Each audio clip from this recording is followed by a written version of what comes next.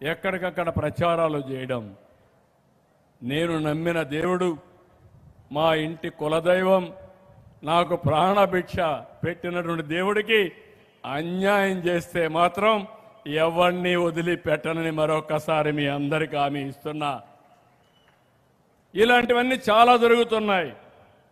రాజకీయాల్లో ఉండే మనం గుర్తుపెట్టుకోవాల్సింది, వీలైతే మంచి చేయాలి, చేత కాకపోతే గమ్మునుండాలి. చెడు చేయడం అనేది మంచిది కాదు, విధ్వంసం అనేది మంచిది కాదు.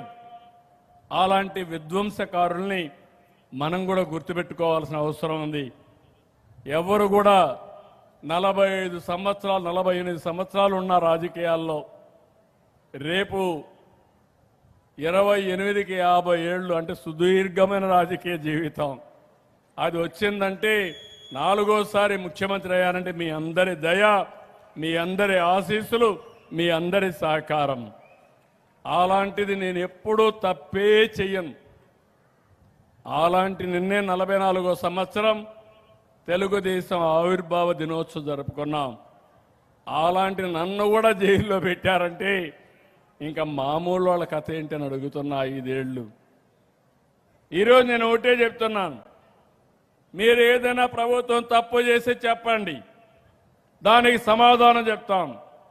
కానీ కావాలని సోషల్ మీడియా ఉందని, పేపర్ ఉందని, ప్రజలకు నష్టం జరిగే విధంగా, ప్రజల్ని కించపరిచే విధంగా, క్యారెక్టర్ అసాసినేషన్ చేసే విధంగా ప్రచారం చేస్తే కరెక్ట్ కాదు.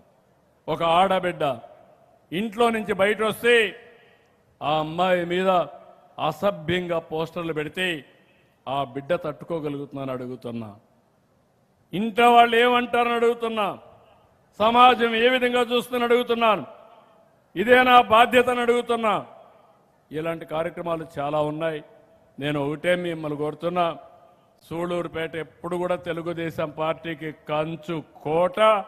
ఒకప్పుడు ఎప్పుడు మనమే గెలిచేవాళ్ళం.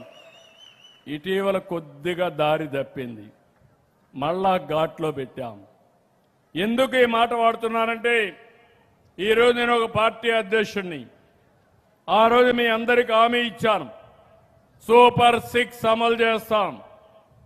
అదే మరిగా ఆ రోజు రాష్ట్ర ప్రయోజనాల కోసం నేను కానీ, పవన్ కళ్యాణ్ గారు కానీ, బీజేపీ కానీ, నరేంద్ర మోడీ గారి నాయకత్వంలో అలయన్స్ పెట్టుకున్నాం, ఎన్డీఏ ఏర్పాటు చేశాం.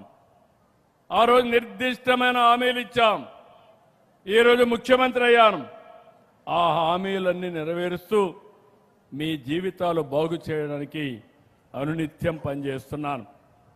ఒక ముఖ్యమంత్రి, ఒక ప్రధానమంత్రి పనిచేస్తే ఆ దేశం బాగుపడుతుంది.